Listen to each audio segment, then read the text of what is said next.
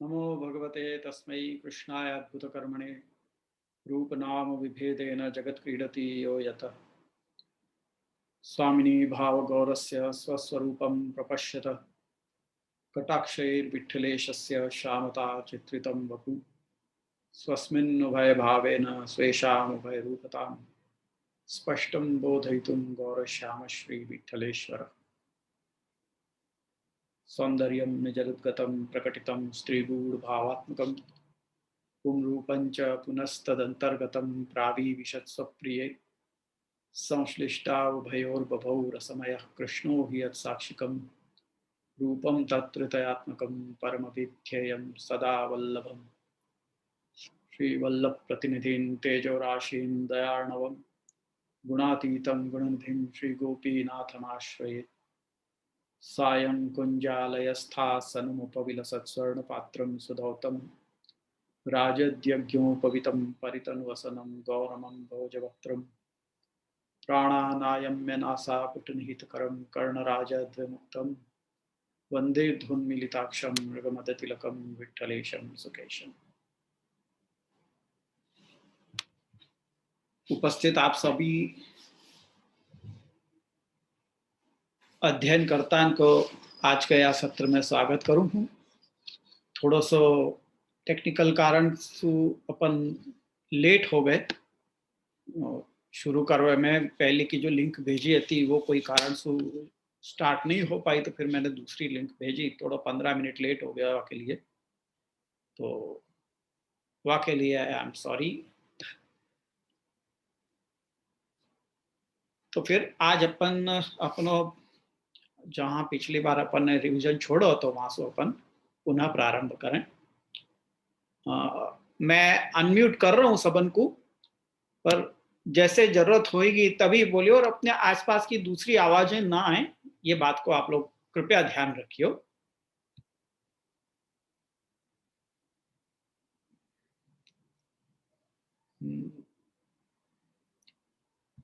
मैं सबको अनम्यूट कर कह रहे हूं।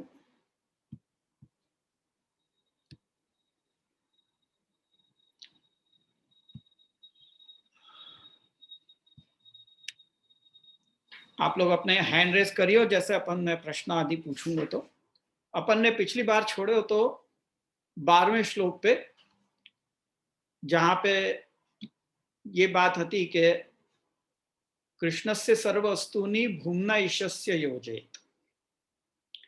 यहाँ पे अपन ने ये देखे होते कि यहाँ पे जो ईशस्य या में छठी विभक्ति को उपयोग भयो है, पर ये षष्ठी विभक्ति सप्तमी के अर्थ में है।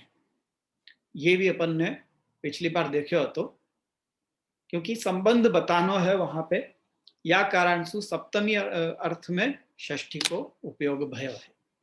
और वामे अपन ने फिर भूमा शब्द के ऊपर आए, भूमना ईश्य योजयत। यहाँ भूमना को मतलब ये हुआ है कि जो सर्वव्यापी है। फिर कठोपनिषद की एक श्रुति अपन ने देखी थी, परांच खानी व्यतृण स्वयंभू तस्मात् परांग पश्यति नान्तरात्मन। ये वाली श्रुति अपन ने देखी थी, जहाँ में ये कहो गया है कि विधाता ने अपनी इंद्रियन को बाहर की ओर देखे समझवे के द्वार बनाए हैं, या लिए अपन बाहर की ओर ही देखे हैं, अंतरात्मा में नहीं देखे हैं। तो इनके हित के लिए, इन इंद्रियन के हित के लिए अपने को भगवान की लीला संबंधी सृष्टि की सर्व वस्तु के साथ इंद्रियन को क्यों भावना के द्वारा जोड़ना चाहिए। के लिए फिर वहां पे वेणु गीत के 6ठे श्लोक में जो अक्षणवताम फलम इदम न परम विदाम के विवरण में ये जो आचार्य चरण की कारिकाएं हैं वाको वहां पे उल्लेख दिया गया है। तो मैं ये चाहूंगा कि उन कारिकाओं को पाठ आप में से कोई यदि कर सके तो। मैं हैंड रेस की राह देख रहा हूं।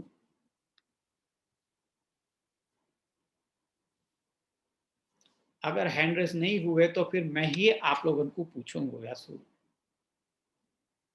आपको जवाब देने होंगे। मैं कोई जाको भी मैं चूज करूंगा, उनको वो जवाब देना होगा।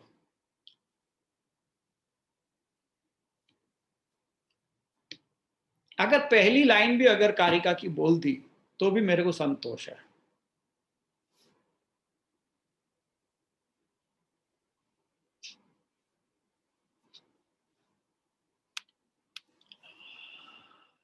उल्लेख तो दिया गया ही है नोट्स में भी।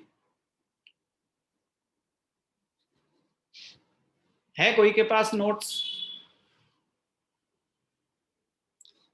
विपुल?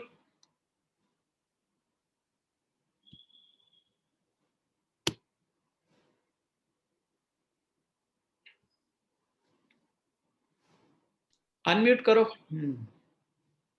अक्षणवता फलमिदम न परम विदाम। हाँ, ये तो श्लोक हुआ। हाँ। या के ऊपर आचार्य चरण की कारिका है सुबोधनी जी में। वाको मैंने पूछा है। नोट्स पढ़ के बताओगे?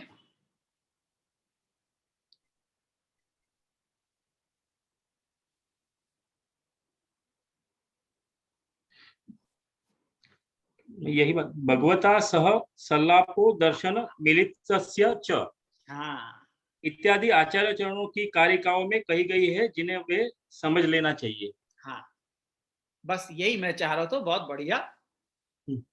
तो ये कारिकाएं हैं। भगवता सह संलापो दर्शनम मिलितस्य च आश्लेष सेवनम चापि स्पर्शश्चापि तथाविध अधरामृत पानम च भोगो रोमोद्गमस्तथा तत्कूजितानां श्रवणम आघ्राणम चापि सर्वतः तदंतिकम गतिर नित्यम एवं तद्भावनम सदा इदमेव इंद्रियवताम फलम मोक्षोपि नान्यथा यथांधकारे नियता स्थितिर्नाक्ष्णोः फलम भवेत् एवं मोक्षोपि इंद्रियादि युक्तानां सर्वथा नहीं बाधकानां परित्यागे साधकानां न तद भवेत्।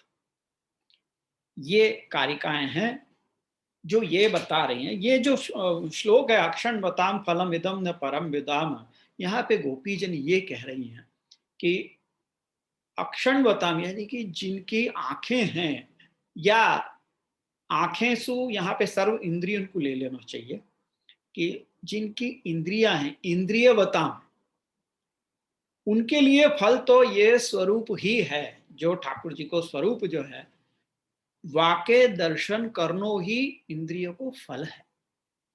नहीं तो इंद्रियन को कोई उपयोग ही नहीं है।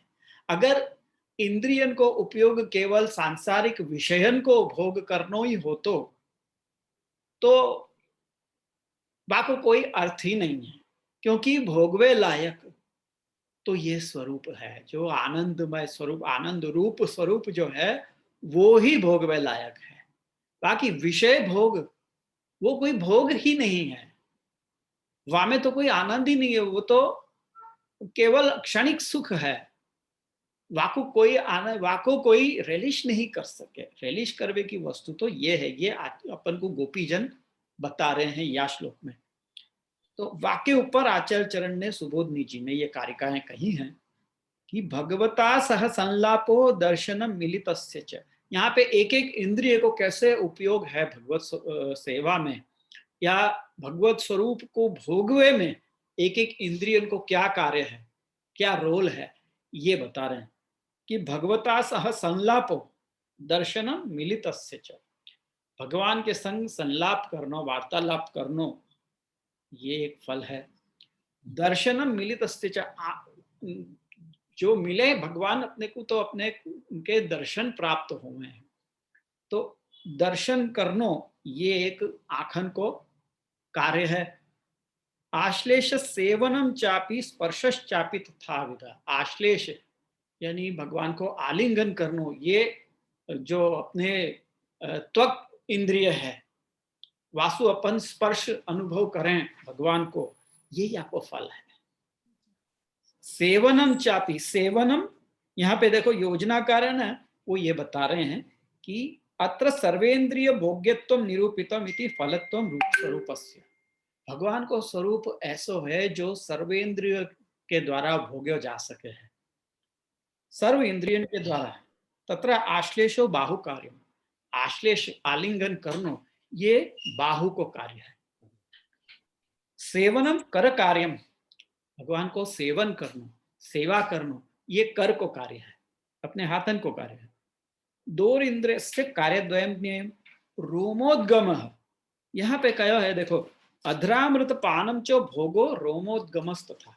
अधरामृत को पान करनो ये रसना इंद्रिय को कार्य है, और भोग रोमोद्गमस्त था, रोम को उद्गम होना, अपने जो पुलक हुए हैं, जो अपने गूसबम्स हुए हैं, वो जो कार्य है ना, वो पायु इंद्रिय को कार्य है। तो भगवान के स्वरूप को भोग करते समय, भगवान के स्वरूप के दर्शन करते समय, उनके स्पर्श करते समय जो रोमोद्गम हो गए, वो पायु को कार्य है। तो पायु भी काम में आ रही है भगवत सेवा के अंदर। फिर तत्कूजिता नाम श्रवणम, भगवान जो वेणु सु पूजन करें, वाको श्रवण करना, ये कर्णेन्द्रिय को कार्य है। आघ्राणम चापि सर्वतः, भगवान के स्वरूप के की जो सुगंध है वाको आघ्राण करना, वो अपनी नासिकेंद्रिय को कार्य है।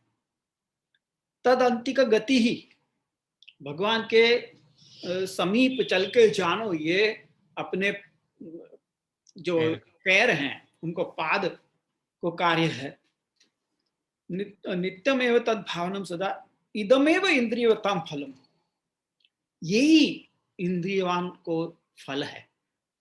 अपन को इंद्रिय प्राप्त हुई है तो वाको फल तो ये है, अगर ये नहीं मिलो तो क्या मिलो? मोक्षोपि न अन्यथा, मोक्ष भी नहीं है। फिर कह रहे हैं यथा अंधकारे नियता स्थितिर नाक्षणो फलम भवेत्। अगर कोई, अब अगर तुम देख सको पर तुमको कोई अंधकार भरे कमरा में ले जाके छोड़ देवे, जहां पे कुछ भी दिखाई नहीं दे रहा हो, तो वहां पे तुमको आंखें होवे को कोई फायदा होगा? तुम देख भी सकते होगे तो, पर अंधकार से भरे भरे कमरा में तुमको छोड़ दिया जाए और वहां तुम कुछ देख ही नहीं सको, आंखें खुली हैं तुम्हारी पर तुम देख नहीं सको, कुछ वहां पे दिखाई ही नहीं देवे, तो वासु तुम्हारी आंखें होवे को कोई फल हुआ क्या? नहीं हुआ। एवं मोक्षोपि इंद्रियादि युक्ता नाम सर्वथा न ही, मोक्ष भी यही प्रकार को है कि इंद्रियवान को अगर मोक्ष दे दियो तो इंद्रिय होवे को भी कोई अर्थ ही नहीं रहेगा। तो यहाँ पे ये सब बातें कह रहे हैं कि या तरेसु अपनी इंद्रियन को भगवान के संग अपू जोड़ना चाहिए, तब जाके अपनी इंद्रियन की फलता है, फलत्व है। कृष्णस्य सर्व वस्तुनि भूमना ईशस्य योजयत। अब यहाँ पे अपन ने भूमा की बात करी तो छांदोग्य उपनिषद को भी अपन को याद आया। अपन ने पिछली बार यहाँ के ऊपर चर्चा करी थी कि यो वै भूमा तत्सुखम, ये सनत कुमार जी को नारद जी ने पूछी थी कि अधि ही भगव, मुझे उपदेश दो। तब उनने कही कि तुम आत्मा के विषय में क्या जानो हो, ये सब बातें, ये सब सारी चर्चा अपन ने पिछली बार कर ली थी। तो वहां पे ये बात करी कि यो वै भूमा तत्सुखम, नाल पे सुखम अस्ति, यानी अधिक आनंद। यहाँ भूमा को सर्व ये भी फल बताया है कि सुख को भी, सबसे अधिक आनंद को, आनंद के अर्थ में यहाँ पे भूमा को लिया गया है। यो वै भूमा तत्सुखम, यानी जो भूमा है वही सुख है। नाल पे सुखम अस्ति भूमैव सुखम, यानी विपुल प्रमाण में मिले वो ही सुख है, तो वो आनंद है। फिर बात पूछ रहे हैं नारद जी के भूमा के लक्षण क्या है? तो वो कह रहे हैं सनत कुमार जी कि यत्र नान्यत पश्यति नान्यत शृणोति नान्यत बीजानाति स भूमा, जहां अन्य कुछ नहीं देखता, कुछ नहीं अन्य सुनता और अन्य कुछ नहीं जानता वो भूमा है।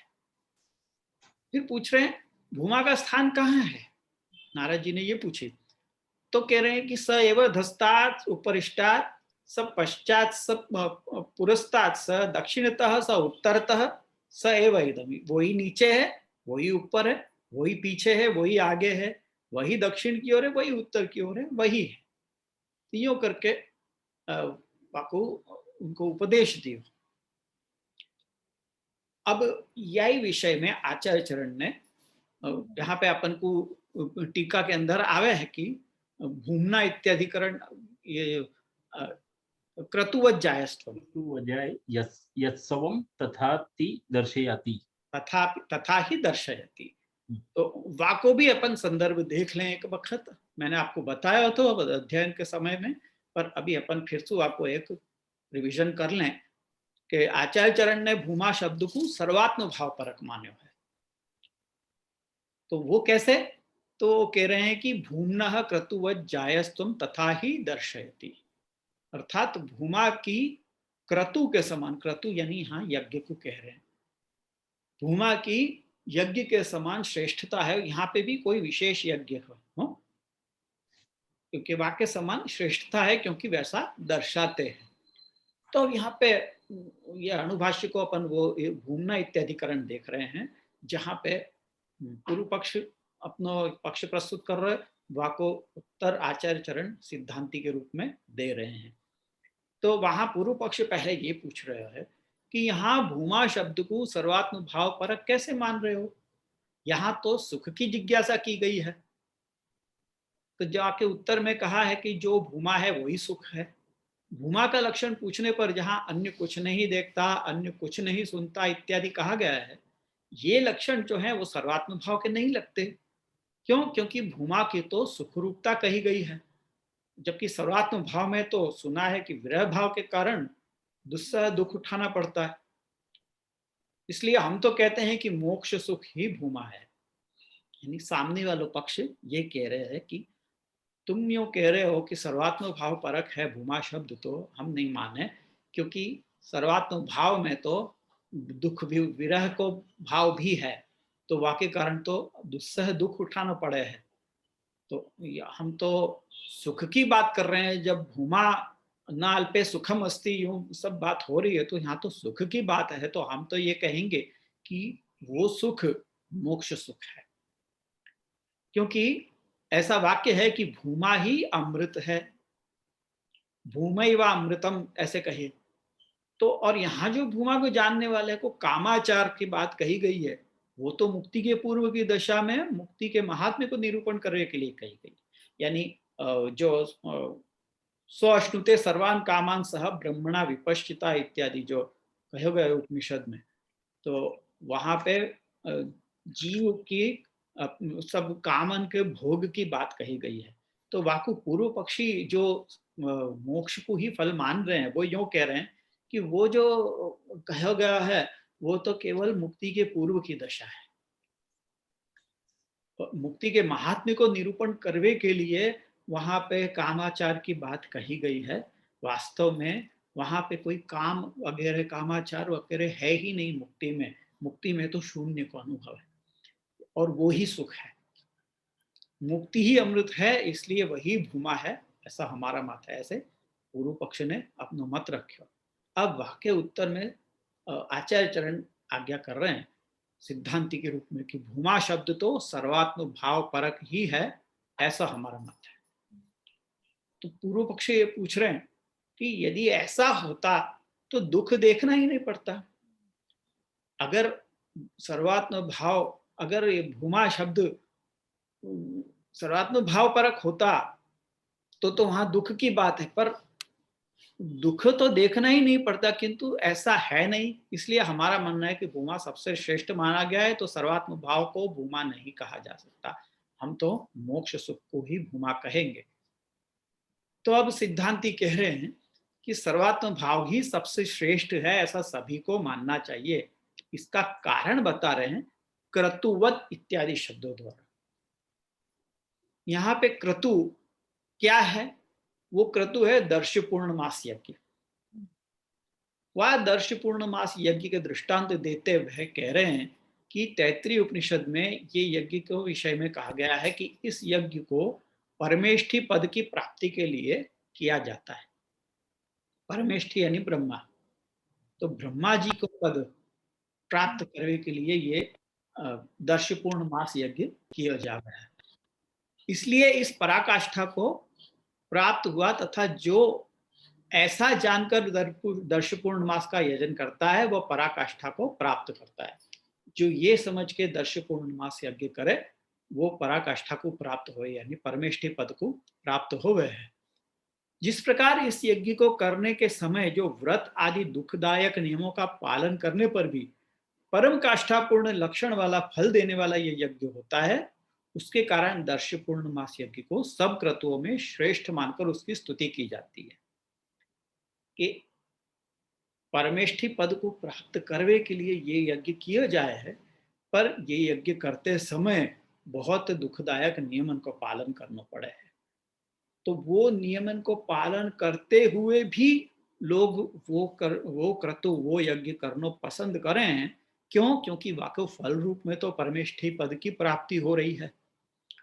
तो यसु वो दुख भी सहन करने के लिए तैयार हैं। तो यासु हम कह रहे हैं कि दर्श पूर्णमास यज्ञ को सब क्रतु में श्रेष्ठ मान के उसकी स्तुति की गई है। तो उसी प्रकार दुख होते हुए जैसे वहां पे दर्श पूर्णमास को श्रेष्ठ कह रहे, हालांकि वहां में दुख सहन करने पड़ रहे हैं, पर यहाँ पे भी सर्वात्म भाव को भी भूमा शब्द सु मान रहे हैं। तो वो या कारण सु के सर्वात्म भाव से जो साक्षात पुरुषोत्तम के आनंद की प्राप्ति रूप लाभ मिलता है, वो लाभ अन्य किसी से भी नहीं मिल सकता। इसलिए अंततोगत्वा यानी कि अल्टीमेटली ये सुख का ही हेतु बनता है। भले सर्वात्म भाव में विरह आदि दुख सहन करने पड़े हैं, परंतु अल्टीमेटली भगवान के स्वरूप आनंद की प्राप्ति हो गए है, यहाँ के कारण वो सुखरूप ही है। इस कारण से अन्य सभी से श्रेष्ठ हुआ ये मानना चाहिए। तो फिर सर्वात्म भाव ये श्रेष्ठ है और वो ही भूमा है। अपने कथन की पुष्टि के लिए सूत्र में आए तथा ही दर्शयति को उद्धृत करते हुए कह रहे हैं कि श्रुति में सैव अधस्तात इत्यादि कह के इसी को आत्मा कहा है। इसके पूर्व भी आत्मा से ही प्राण आशा स्मरण आदि सब ऐसा कहा है। ये सब तो सर्वात्म भाव वाले जीवों में ही जस्टिफाई होता है, मुक्त जीवों में तो हो नहीं सकता कि प्राण आशा स्मरण इत्यादि मुक्त जीवन को थोड़ी होगा। वहां पे तो कोई तरह की अनुभूति ही नहीं है। आत्मा से प्राण, आत्मा से आशा, आत्मा से स्मरण इत्यादि ये सब बातें जो कह रहे हैं, तो वहां ये सब बातें तो जिनकी इंद्रियां हों, जो इंद्रियन के द्वारा अनुभव कर सके उनको ही होवे ना। मुक्ति में कहाँ है, इंद्रियां ही नहीं है वहां पे, तो कोई अनुभूति ही नहीं है, वहां पे तो शून्य है। तो मुक्त जीवन में तो हो नहीं सके। गोपी जन के समान जो जीवन मुक्त है उन्हीं में ये देखा गया है। ऐसा नहीं होता तो आत्मा से ही प्राण, आत्मा से आशा इत्यादि नहीं कहा होता। इतना कह दिए तो पूर्व पक्षी सामने कह रहे हैं कि किंतु लोक में तो श्रृंगार रस भाव वाले पुरुष एवं नारी में आपके द्वारा बताए गए सर्वात्म भाव संबंधी व्यभिचारी भाव देखे जाते हैं। आप जो ये सर्वात्म भाव बता रहे हो वैसा भाव तो जो श्रृंगार रस में होता है कि ये सारे व्यभिचारी भाव हैं, विरह के भाव इत्यादि वो सब। तो ये सब के ये सर्वात्म भाव जो है, जो सब जगह अपने प्रेमी पात्र को देखे।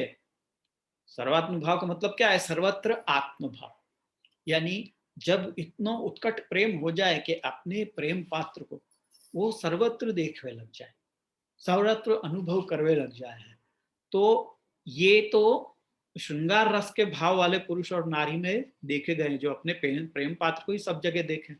ऐसा ही लौकिक जैसा भाव आपके बताए हुए सर्वात्म भाव में हमको दिखता है, ऐसे पूर्व पक्षी कह रहे हैं। भला ऐसे लौकिक भाव को हम अलौकिक में सबसे श्रेष्ठ कैसे मान लें?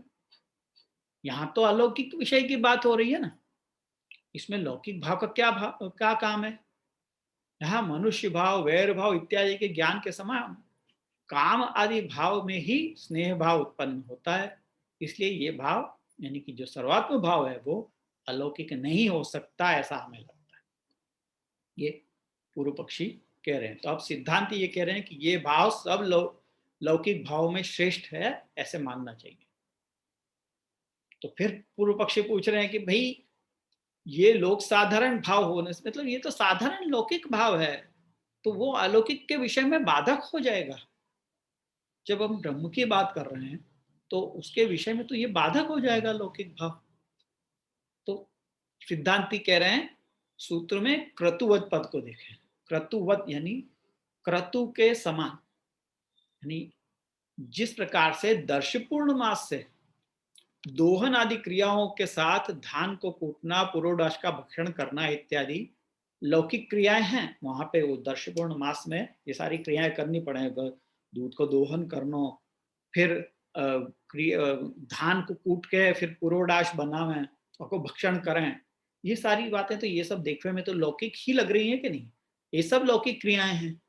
तो ऐसी लौकिक क्रियाओं से दिखने वाली क्रिया होते हुए भी वो लौकिक नहीं होती है, क्योंकि उनका फल अलौकिक है जो किसी लौकिक प्रमाण से प्राप्त नहीं हो सकता। कि कोई और लौकिक प्रमाण करके तुम ये परमेष्ठी पद को प्राप्त कर सको? नहीं कर सकते। परमेष्ठी पद की प्राप्ति करने के लिए तो तुमको दर्श पूर्णमास यज्ञ करना पड़ेगा, वहां में ये सारी क्रियाएं भी होंगी जो दिखने में लौकिक दिख रही हैं। तो कह रहे हैं ये सब प्राप्त नहीं हो सकती। उसी प्रकार सर्वात्म भाव रूप फल भी स्वयं भगवान द्वारा वर्ण किए जाने पर ही प्राप्त होता है, ऐसा श्रुति कहती है। इसलिए ये भाव अलौकिक ही है, ये निश्चित है। वहां के लिए यहाँ पे वो सिंह को उदाहरण दे रहे हैं कि प्राणी संग्रहालय में रखा हुआ सिंह भी सिंह ही दिखता है, किंतु वो पाला हुआ सिंह होता है। वास्तविक सिंह तो वन में स्वच्छंद विचरण करने वाला वनराज होता है। वो ऐसे थोड़ी हो है जो प्राणी संग्रहालय में रखे हुए सिंह हुए पिंजरा में बंद, आपको जब खाना देने तब वो खाए हो गया। दिखवे में तो वो सिंह है, पर वो वास्तव में वो सिंह तो वाके अंदर रहे ही नहीं है, वो तो पालतू कुत्ता का समान हो गया है। ऐसे ही जो काम विचार जो दिखाई दे रहे हैं, लौकिक कामचार इत्यादि जो दिखाई दे रहे हैं, वो वास्तव में वो सर्वात्म भाव के जैसे नहीं है। सर्वात्म भाव अलग वस्तु है। तो पूर्व पक्षी फिर पूछ रहे हैं कि ये भाव तो लौकिक समानता नहीं, कि लौकिक समानता नहीं होती तो भरत आदि मुनि ने श्रृंगार रस में ये भाव को उल्लेख ही क्यों किया हो? तो ये जो विरह आदि के भाव हैं, ये कि इनकी लौकिक की समानता नहीं होती तो भरत आदि मुनि ने श्रृंगार रस में इनका रस शास्त्र में इनका वर्ण उल्लेख ही क्यों किया होता? रस शास्त्र में ये सबका वर्णन है ना, तो वो तो काम शास्त्र के अंदर वर्णन है। तो हमारा तो मानना है कि सर्वात्म भाव लौकिक श्रृंगार रस को ही भाव है, अलौकिक का भाव नहीं है, क्योंकि काम शास्त्र में श्रृंगार रस के भाव से युक्त पुरुष और नारी में ये बताया गया। तो उत्तर में सिद्धांती कह रहे हैं कि लौकिक पुरुष और नारी में जो श्रृंगार रस युक्त भाव दिखाई दे रहा है ना, वो तो ये अलौकिक भाव का आभास मात्र है। जो अलौकिक सर्वात्म भाव है ना, उसका आभास मात्र है अलौकिक में। इस दृष्टांत के द्वारा जो तो भक्त को भगवान के प्रति भाव किस रीति का होना चाहिए उसका निदर्शन है। और ऋषि मुनि यानी भरत और वात्स्यायन आदि, इनको लौकिक में तात्पर्य तो हो ही नहीं सके। ये बहुत बड़ी भ्रांति है कि रस शास्त्र, काम शास्त्र इत्यादि लौकिक काम को बता रहे हैं। वास्तव में तो वो अलौकिक काम की बात कर रहे हैं जाको जिसका अनुभव किसी ने किया ही नहीं है। वो तो बहुत विरले ही होते हैं जो उसका अनुभव करते हैं। भरत मुनि और वात्स्यायन इत्यादि ये सब मुनि कहलाए गए, वो कोई लौकिक व्यक्ति नहीं है। वो सारे मुनि हैं, दृष्टा, सब दृष्टा हैं, दार्शनिक हैं। वो कोई लौकिक काम की बात थोड़ी करेंगे। ये एक बड़ी भ्रांति है कि काम शास्त्र ये लौकिक काम शास्त्र बताया है। वो असल में है तो अलौकिक काम की ही बात कर रहे हैं, पर अपन नहीं समझते उसको। सूत्र में दिए तथा ही शब्द की उपपत्ति बता रहे, यहाँ पे सूत्र में तथा ही दर्शयति ये कहा गया है ना, तो वाक्य लिए कह रहे हैं, वाक्य उपपत्ति बता रहे हैं कि तथा ही दर्शयति, यानी श्रुति में सैव अधस्तात इत्यादि के इसी को आत्मा कहा है। इसके पूर्व ही आत्मा से ही प्राण, आशा, स्मरण आदि सब है, ऐसा कहा है। तो ये सब तो सर्वात्म भाव वाले जीवों में ही उपपन्न होते हैं भाई, उन्हीं में जस्टिफाई होते हैं, मुक्त जीवों में हो ही नहीं सकते। गोपी जनन के समान जो जीवन मुक्त हैं वो ही इसको समझ सकते हैं। यहाँ पे जो कह रहे हैं कि छांदोग्य उपनिषद के जो 26वें खंड में कहा गया है कि जो इस प्रकार जानता है, देखता है, मनन करता है, उसी से प्राण आदि सब होते हैं। इससे पूर्व में भी कहा है कि जो इस प्रकार देखता है वो आत्मरति, आत्म क्रीड़ा, आत्म मिथुन पाकर स्वराट हो जाता है। वो सब लोकों में कामचार विचरण करता है। लौकिक काम में तो ये संभव ही नहीं है। जहां यहाँ पे आत्म शब्द भगवान के अर्थ में प्रयुक्त हुआ है, यानी भगवान के साथ रति, भगवान के साथ क्रीड़ा, भगवान के साथ मिथुन, ये सब पाके वो स्वराट हो जाए और वो कामचार करे है। यानी वो लौकिक कामचार की बात नहीं है, ये अलौकिक काम की बात है। तो वो भाव तो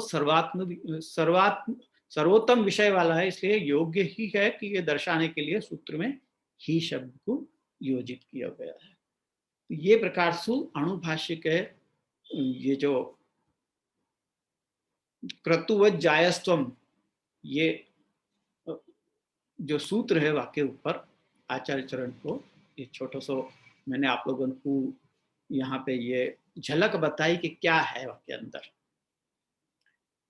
तो या प्रकार से 12वें श्लोक में ये बात कही गई। अब अपन 13वें श्लोक पे आवे। 13वें श्लोक में को अर्थ अगर कोई करके बताए तो मेरे को खुशी होगी। आप लोगों ने अभी तक मैं ही बोल रहा तो, क्योंकि ये आप लोगों को पूछे कि जातो तो आप लोग ये बात समझा नहीं पाते, या को बार बार सुनना और समझना जरूरी है। या मैंने ये अणुभाष्य को पोर्शन यहाँ पे लिया। अच्छा, अब 13वें श्लोक को अर्थ आप करके बताओ विपुल भाई।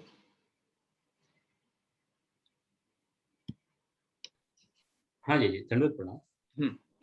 मुरारी भगवान ना गुणમાં આવિષ્ટ ચિત્ત સદા રહેશે ત્યારે સંસારના વિરહ ક્લેશ નહીં રહે અને ભગવાનના સમાન સુખની પ્રાપ્તિ થશે ત્યારે ભગવાનના દયાલુતાની પ્રાપ્ત થશે, નહીં તો ભગવાનની ક્રૂરતાના દર્શન થશે। एक बार श्लोक भी तो पढ़ के बताते। अच्छा, हाँ। गुणेष्टा विष्ट चित्ता नाम सर्वदा मूरवैरिण संसार विरह क्लेशो न स्यात्ताम हरिवत् सुखम तदा भवेत् दयालुत्वमनथा क्रूरता मता। तदा भवेत् दयालुत्वम मन्यथा क्रूरता मता। तदा भवेत् दयालुत्वमन्यथा क्रूरता मता। अर्थ, मूर के वेरी श्री कृष्ण के गुणों में आविष्ट चित्त वालों को संसार के विरह क्लेश नहीं होते, उन्हें हरि के समान सुख होता है, तब भगवान की कृपा प्रकट होती है, अन्यथा क्रूरता मानी गई है। तो यहाँ पे एक प्रश्न मैं पूछूं कि भगवान के मथुरा गमन के पश्चात व्रज भक्तों का जीवन तो रहा ही था, तो क्या इसका अर्थ ये समझना चाहिए कि उनका प्रेम भगवान में कम था? नहीं तो वे जी ही नहीं पाते। वो जी रहे हैं, वो जिए, तो इसका क्या मतलब समझना चाहिए? क्या उनका प्रेम कम था?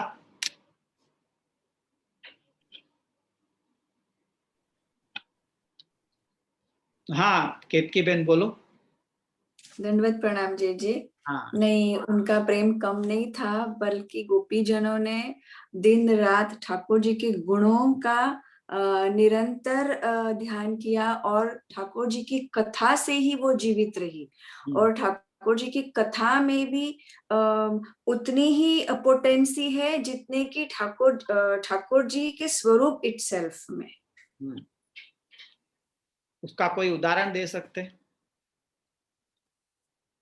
यही ना जी रास के समय नहीं, पहले तो जब ठाकुर जी मथुरा पधारे थे तब गोपीजनों ने ठाकुर जी के गुणगान द्वारा ही अपने आप को, अपने प्राण टिकाए। और रास के समय भी जब ठाकुर जी अंतर्ध्यान हो गए और गोपियां ठाकुर जी को ढूंढती रही सब जगह में, फिर आगे आगे जैसे और उनका विरह बढ़ने लगा तो वो आपस आपस में कृष्ण के जैसे, कृष्ण ने, ठाकुर जी ने जैसी जैसी क्रियाएं की थी वैसे क्रियाएं करने लगी। ठाकुर जी ने जैसी लीलाएं करी थी वैसे वो एनेक्ट करने लगे और उस प्रकार उन्होंने अपने प्राण टिकाए रखे। गोपी गीत में एक श्लोक है उस संबंध में, तव कथामृतम तप्त जीवनम। हाँ, कविभिरीडितम कल्मषापहम श्रवण मंगलम श्रीमदाततम भुवि गृह्णन्ति ते भूरिदा जना। जी, तो इसमें क्या बताया है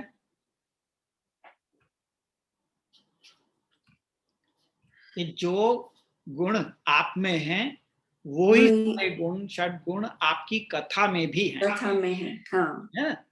याद आया ना? जी जी जी जी। वो यानी वो भगवान की कथा में भी वो सारे गुण, वही बात यहाँ पे 13वें श्लोक के अंदर भी कही जा रही है कि गुणेषु आविष्ट चित्ता नाम सर्वदा मुरवैरिण। मुरवैरी यानी कौन? भगवान स्वयं।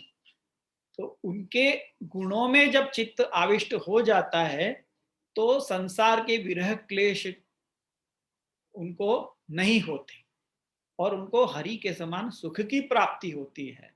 तब जाके भगवान की दयालुता प्रकट होती है, कृपा प्रकट होती है, अन्यथा क्रूरता मानी गई है। यही बात जो वहां पे थी वही बात यहाँ पे कही गई है। बहुत सुंदर केतकी बहन, धन्यवाद। अब संसार, आपकी कृपा और आशीर्वाद है जी। अब अगला प्रश्न यह है कि संसार विरह क्लेशो न स्याताम हरिवत सुखम, ये जो पंक्ति है इसको टीकाकार ने एक पृथक दृष्टिकोण से भी समझाया है। वो क्या है? यहां संसार शब्द का दूसरा भी अर्थ बताया है।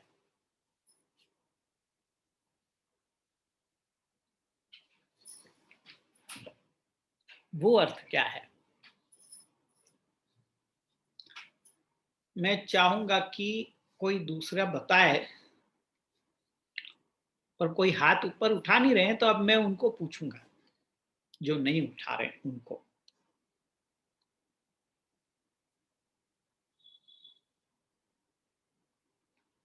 Neha, can you try? दंडवत प्रणाम जी जी। हाँ, अच्छा। જે જે હું એક સંસારનો એટલે જે ઠાકોરજીનો સંસાર પણ કે લૌકિક નહીં પણ અલૌકિક સંસારની પણ વાત છે કે આનામાં સંસાર વિરહ ક્લેશો ઇલેબોરેટ કરો જે ઇલેબોરેટ કરવાનું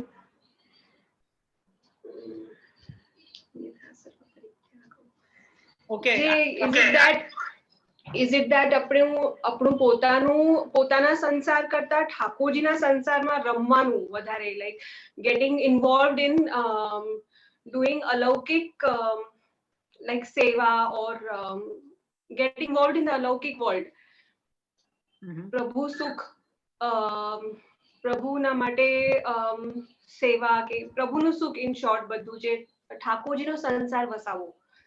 Is it somewhere? Okay, you are quite close. देखते हैं और क्या बताते हैं।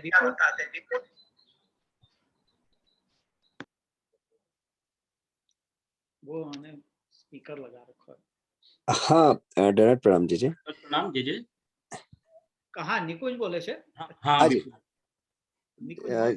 મેં एक्चुअली વિપુલ ને કીધું તું. બોલ. નહીં, હું ભગવાનનો દાસ છું અને ભગવાન મારા શરણ સ્થાને છે. હા. અને અહીં હમતા મમતા જે છે એ પણ ભગવાનને લઈને છે જે છે. એટલે અહીં સંસાર જે છે એ અલૌકિક છે. હાજી હાજી જી. વિપુલ તું બોલ હવે. હા જે એ જ કે અહીંયા સંસાર છે એ અલૌકિક છે. જેમ નિકુંજભાઈએ કીધું એવી રીતના જ કે હું પ્રભુનો દાસ છું ને પ્રભુ મારું શરણરૂપ છે ને મારા જે પણ કાર્યો હોય એ પ્રભુને સમર્પિત છે. અને એમાં એક વાક્ય થોડું અલગ રીતે કીધું છે કે જેને પ્રભુના સંસારમાં એટલે કે અલૌકિક સંસારમાં જેનું મન લાગે છે એનું લૌકિક છૂટી જાય છે. અને જેનું સંસાર સ્પીકર પણ ચાલુ છે કે બે એકો કેમ થાય છે અવાજ? નહીં, આ નેહાબેન નું કઈ મ્યુટ અનમ્યુટ નથી કર્યું. આ સોરી મેં મ્યુટ કર્યું. હા હા, તો જેને આ પ્રભુના એટલે અલૌકિક સંસારમાં જેનું મન લાગે છે એને લૌકિક બાધક નથી થતું અને અલૌકિક પણ મળે છે. અને જેને આનાથી વાઇસ વર્સા હોય એટલે કે લૌકિક સંસારમાં જેનું મન લાગેલું હોય છે એને પ્રભુ પણ નથી મળતા અને એનું લૌકિકમાં પણ એટલે આમ જોવા જાય તો આગળ જઈને અહિત જ થાય છે. એટલે એનું આગળ કઈ સારું થતું નથી. એટલે આ જે શ્લોક છે સંસાર બિરહ ક્લેશો ન સ્યાતામ હરિવત સુખમ, એને ટીકાકારે એક જુદા દૃષ્ટિકોણથી સમજાવ્યું છે કે સમજો સંસાર આપણે ભગવાનના પ્રતિ થવા વાળા અહમતા મમતાને સમજીએ અને કોઈને આ સંસારનો અભાવ છે એનો મતલબ એમ કે જો કોઈ કારણથી એનો આ સંસાર સો કોલ્ડ સંસાર, અહીંયા સંસાર એટલે અલૌકિક સંસાર, એ સમજો કોઈ કારણથી છૂટી જાય તો એને બે પ્રકારના ક્લેશ થશે. એક તો ભગવાનથી સંબંધ ન જોડાઈ શકવાનું ક્લેશ અને બીજું ભગવાનથી અતિરિક્ત પદાર્થનો સંબંધનો ક્લેશ. એટલે કે જેને કેવલ ભગવાનમાં જ અહમતા મમતા છે એને સમજો કે કોઈ કારણથી એની સેવા છૂટી જાય, સંસાર છૂટી જાય એનો અર્થ અહીંયા સેવાથી લેવાનું કે એની સમજો કોઈ કારણથી એની સેવા છૂટી જાય તો એને બે પ્રકારના ક્લેશ થશે. એક તો ક્લેશ છે કે ભગવાનથી સંબંધ જોડાઈ ન શકવાનો ક્લેશ અને બીજો છે ભગવાનથી અતિરિક્ત પદાર્થોની સાથે સંબંધ થવું એ ક્લેશ.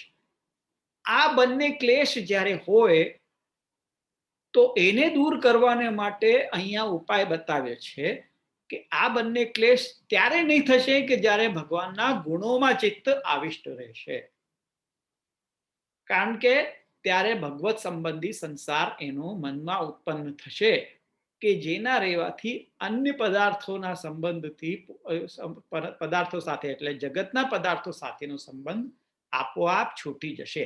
આ જ વસ્તુ ગોપીજનો વ્રજ ભક્તોને લાગુ થાય છે કે ભગવાન એમનાથી દૂર થઈ ગયા, વ્રજમાંથી મથુરા પાછા પધારી ગયા, તો આ એમના માટે આ ક્લેશ છે. આમાં બે પ્રકારનું ક્લેશ થયું, એમને ભગવાનથી સંબંધ ન જોડાયું અને લૌકિકની સાથે સંબંધ એમનું જોડાયું.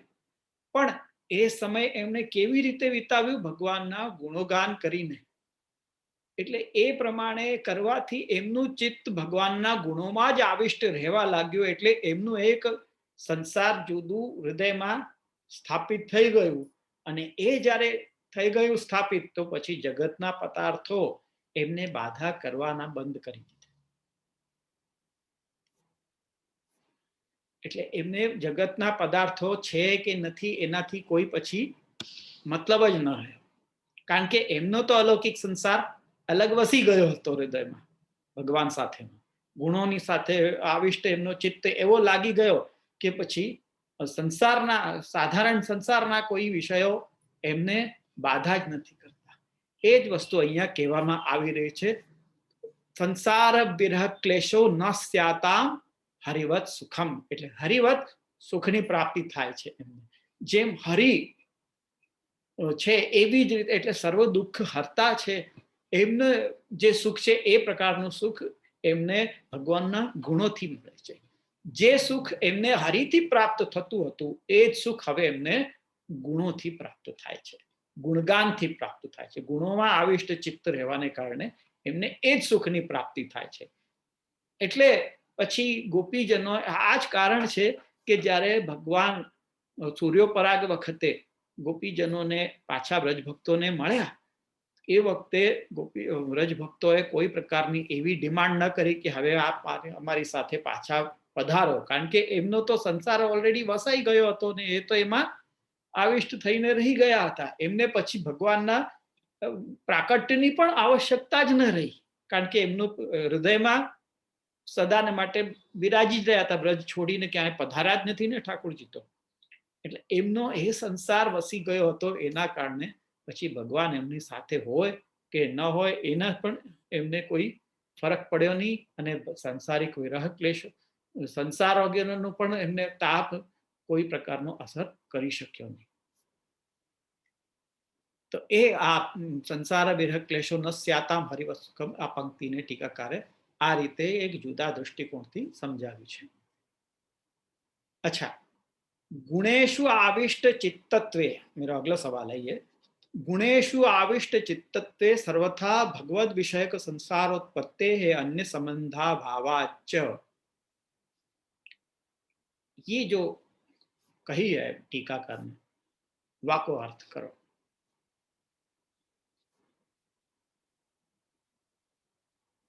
अभी अभी मैं कह चुका हूं ये बात.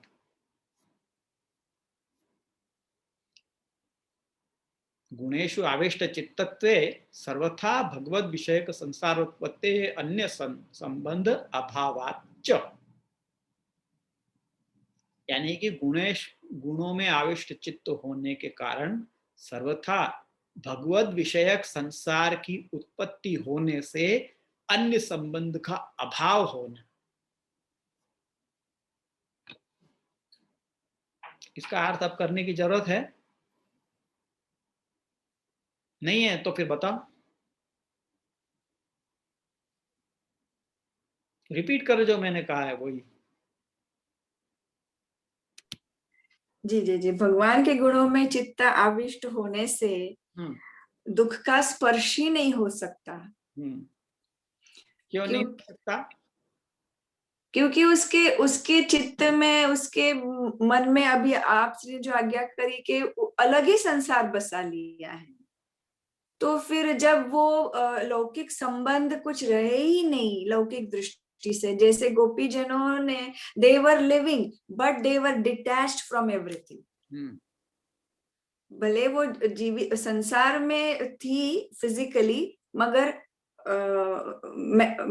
मेंटली कहो या इमोशनली को तो वो संसार से अटैच थे ही नहीं ना. तो फिर कुछ भी दुख हुए तो उनको स्पर्श नहीं हुआ. तो उसी तरह जो जिनका गुण चित्त भगवान के, जिनका चित्त भगवान के गुणगान में आविष्ट है, उसको फिर लौकिक का स्पर्श ही नहीं होगा ना, क्योंकि लौकिक उसको बाधा ही नहीं करता. न तो लौकिक बाधा कर रहा है, न ही भगवान का विरह ही उनको बाधा कर रहा है. हाँ, क्योंकि उनके माइंड में निरंतर वो प्रभु के साथ ही, अंतरात्मा में वो ठाकुर जी के साथ रमण कर रहे हैं ना, कर रहे हैं, या ठाकुर जी उनके साथ है. बिल्कुल. Both ways. जी, बहुत सरस. हाँ, anything else you want to add Vipul भाई? हाँ, भगवानना गुण એટલે કે ઐશ્વર્ય ગુણ છે, સૌંદર્ય ગુણ છે, એમાં ચિત્ત જો આવિષ્ટ રહે તો બીજી વસ્તુમાં કઈ આપણું અનુસંધાન જ ન રહે. બરાબર. બરાબર છે. ગુણમાં આસક્તિ થાય તો માની લો કે ભગવાનમાં જ આસક્તિ થાય, કારણ કે ભગવાનના જે ઐશ્વર્ય વીર્ય યશ ગુણ છે એ જ ગુણોનો આપણે અનુસંધાન લઈને આપણે કન્ટિન્યુએશન કરીએ કે એમાં આસક્તિ થાય તો આપણને અલ્ટિમેટલી આપણને ભગવાનમાં જ આસક્તિ થઈ ગઈ. કારણ કે અને આવી આસક્તિ જુદા નથી. હા, જુદા નથી. એ ગુણો અને ભગવાન વન એન્ડ સેમ છે, અને આવી આસક્તિ વધતી રહે તો તેને સંસાર જ નહીં રહે. बराबर. बराबर. बराबर, सरस. अब एक दो क्वेश्चन और रह गए, वो उतने देख लें फिर अपन विराम लेंगे. कि जब संसार ही त्यागने लायक है तो भगवत संबंधी संसार फल साधक कैसे होगा? अभी अपन ने भगवत संबंधी संसार की बात करी ना, तो जब संसार शब्द ही शास्त्र में कहते हैं कि संसार त्यागने लायक है, तो यही बात भगवत संबंधी संसार में लागू नहीं होगी क्या?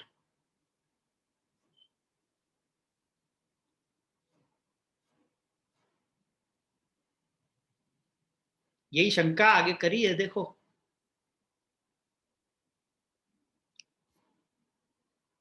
कौन बोलेगा?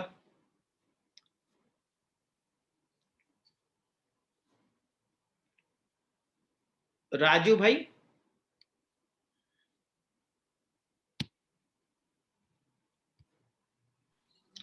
केयूर बोलो। हाँ राजू भाई बोलो। ધનોજજી हाँ આશીર્વાદ।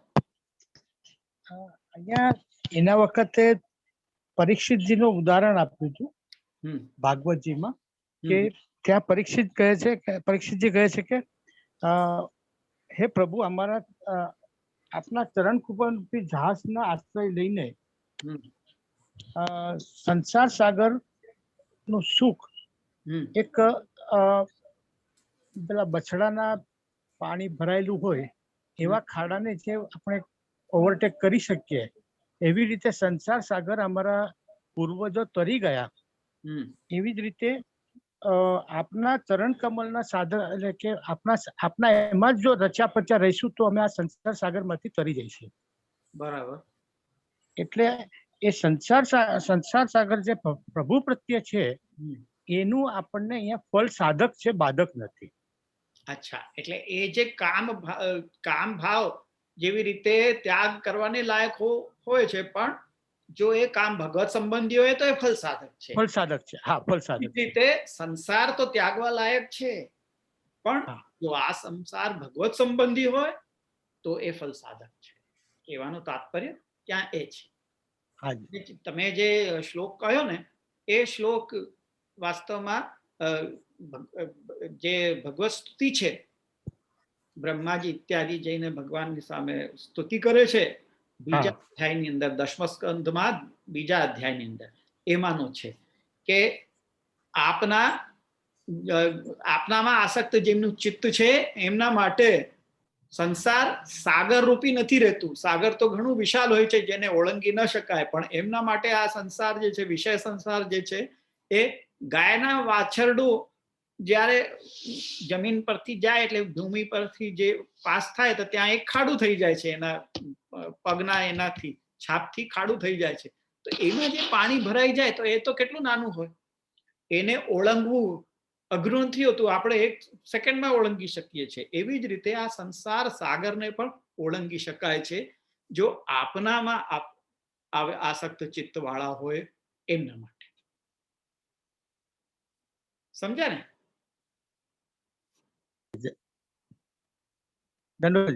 હા, આશીર્વાદ. હવે બસ છેલ્લો ક્વેશ્ચન કે હરિવત સુખમ આ શબ્દ દેવાનું કારણ શું છે?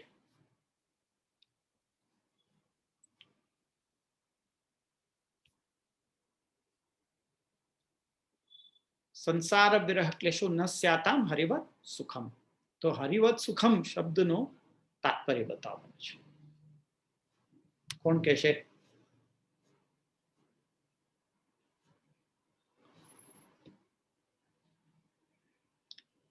કેયુર,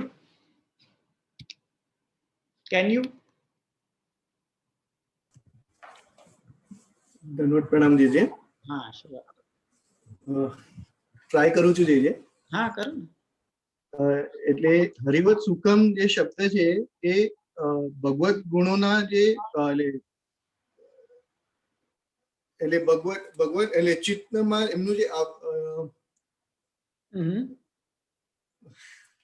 ગુણોનો ચિત્તમાં આવેશ હોવાને કારણે ફક્ત નિવૃત્તિ એટલે દુઃખની નિવૃત્તિ નહીં, ભગવાનની પ્રાપ્તિ પણ થાય છે સાથે. હા, ઈષ્ટની પ્રાપ્તિ પણ થાય છે. એ વસ્તુ એ હરિવત સુખમ એ શબ્દ દ્વારા આચાર્ય ચરણે જણાવ્યું. હા, જે પ્રમાણે હરિ ભગવાન કોણ છે? હરિ શા માટે કહ્યું નામ? દુઃખોનું હરણ કરે છે એટલા માટે. હા, એ હરિવત એટલે ભગવાન સર્વ દુઃખ હરતા છે, તો એ સર્વ દુઃખ હરતા ક્યારે થયા કે જ્યારે એ અંતર્ધાન હોવાની દશામાં પણ હૃદયમાં પ્રવિષ્ટ થઈને ભક્તોની સાથે જ રહે છે એવા હરિ છે. એટલા માટે એમને હરિ કહ્યું છે કે જો સામે ન દેખાતા હોય તો પણ એ હૃદયમાં પ્રવિષ્ટ થઈને ભક્તોની સાથે તો સદા રહે જ છે અને ભક્તોને પૂર્ણાનંદનું દાન કરે છે. એવી જ રીતે ગુણોમાં આવિષ્ટ ચિત્તવાળાના હૃદયમાં પણ આવિર્ભૂત થઈને એમને આનંદનું દાન કરે છે, ગુણો દ્વારા આનંદનું દાન કરે છે. એટલે કહ્યું છે કે સદા સત્સંગથી યુક્ત રહેવા વાળાઓને જો આ પ્રમાણે દૈન્યયુક્ત અવસ્થા ભગવાન જ્યારે જુએ છે તો એમની ભગવાનની દયાલુતા પ્રકટ થાય છે. તમે સદા સત્સંગમાં યુક્ત રહો છો, સદા ગુણોના ગાનમાં જ રહો છો, તો એના લીધે જ્યારે ભગવાન જીવોની દૈન્યયુક્ત અવસ્થા જુએ છે ત્યારે ભગવાનની દયાલુતા પ્રકટ થાય છે. ત્યારે આપણી દીનતા ભગવાન જુએ છે તો પોતાની દયાલુતા પ્રકટ કરે છે. એટલે અહીંયા આચાર્ય ચરણો કહ્યું તદા ભવે દયાલુત્વ. એટલે એ કારણે કહ્યું કે ગુણગાન સિદ્ધ થાય છે તો ભગવાન પ્રાદુર્ભૂત થઈને ભગવાનના પ્રાદુર્ભૂત થવાની જે દયાલુતા છે એ કારણ છે એ પ્રકટ થાય છે. ઓકે, ચાલો આશીર્વાદ. તો આપણે આજે અહીંયા રાખીએ. હવે નેક્સ્ટ શનિવારે તો આપણે નહીં મળી શકીશું કારણ કે મહાપ્રભુજીના એટલે મળીશું પણ નિરોધ લક્ષણના અધ્યયન માટે નહીં મળીશું, પણ મહાપ્રભુજીના ઉત્સવ સંબંધમાં મળીશું. આપણે એની ઉજવણીમાં મળીશું. તો એના પછીના शनिवार એટલે કે 15 तारीख अपन 15 तारीख को वापस मिलेंगे. तो तब तक आगे के 2 से 3 श्लोकन की आप लोग तैयारी करके रखियो, अपन फिर वो आगे को लेंगे. ठीक है, तो आज अपन यहाँ रखें, आश्रय को पद ले में. जय दंडवत प्रणाम. हाँ बोलो. हाँ, 13मो श्लोक સુધી અહીંયા થઈ ગયું ને આજે? હા, એટલે નેક્સ્ટ 14, 15 અને 14, 15 કરો. 14, 15 અને 16 સુધીની તૈયારી કરી રાખો. ભલે, પછી જેટલા થશે. હાજી. આમાં તો ભૂમના શબ્દ નું કન્ટિન્યુઅસ જે આ વીકમાં સાંભળ્યું ને એકદમ મગજમાં ફિટ બેસી ગયું. બસ સારું. એટલે 2 વખત 3 વખત 4 વખત આવર્તન કરતા ગયા ને જે છે. હા, આવર્તન થશે ને તો જ સમજમાં આવશે આ વસ્તુ બધી. એટલે એકદમ ફિટ બેસી ગયું કે ભૂમના શબ્દના 2 અર્થ છે. એક તો સર્વવ્યાપકતા અને બીજો છે કે સર્વાત્મ ભાવ.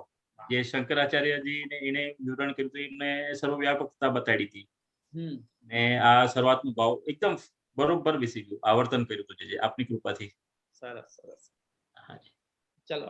અને અને એટલી બધી વાર વાંચ્યું ને જે તો રિપીટેડલી મનમાં થોડા એક્ઝામ્પલ્સ બી જ્યારે સ્પેશિયલી કૃતવત યજ્ઞ પુરોડાક્ષ યજ્ઞનું પેલું પારમેષ્ટિ યજ્ઞનું જ્યારે વાંચ્યું ત્યારે મનમાં એક્ઝામ્પલ્સ બી તૈયાર થતા ગયા કે લાઈક આપણે લૌકિક એક્ઝામ્પલ જે આપણે બધા વૈષ્ણવે અનુભવ કર્યા જ હશે એ પણ રેડી કરી રાખ્યું હતું કે કદાચ આ એક્ઝામ્પલ આપવાનું થાય તો આ એક્ઝામ્પલ આપીશું. હા, તો નેક્સ્ટ જ્યારે આપણે મળીશું ત્યારે તમારે જે કહ્યું છે એ એક્ઝામ્પલ આપજો. મને આનંદ થશે સાંભળવાનો. આને કહેવાય અધ્યયન કે તમે તમારા અંદરથી તમને જે સ્ફુરે છે એ તમે સામે કહો. આને અધ્યયન કહેવાય. जी जी जी. अपन आश्रय को पद ले में. जी. दृढ़ चरणन केरो भरोसो, दृढ़ चरणन केरो श्री वल्लभ नख चंद्र छटा बिन सब जुग माज अंधेरो भरोसो, दृढ़ चरणन केरो साधन और नहीं या कली में जासो होए निभेरो, सूर कहा कहे द्विविध आंतरो बिना मूल को चेरो भरोसो, दृढ़ चरणन के. अब अपन अगले शनिवार महाप्रभु जी के उत्सव की उजवणी में मिलेंगे और उसके बाद फिर 15 तारीख को अध्ययन के लिए मिलेंगे। तब तक के लिए विजय श्री विठलेश्वर। दंडवत प्रणाम। प्रणाम जय जय। केतकी बेन दंडवत प्रणाम। प्रेजेंटेशन मोकली भेजो जल्दी। जी प्रयत्न करिए જ છે જે જરૂર। हाँ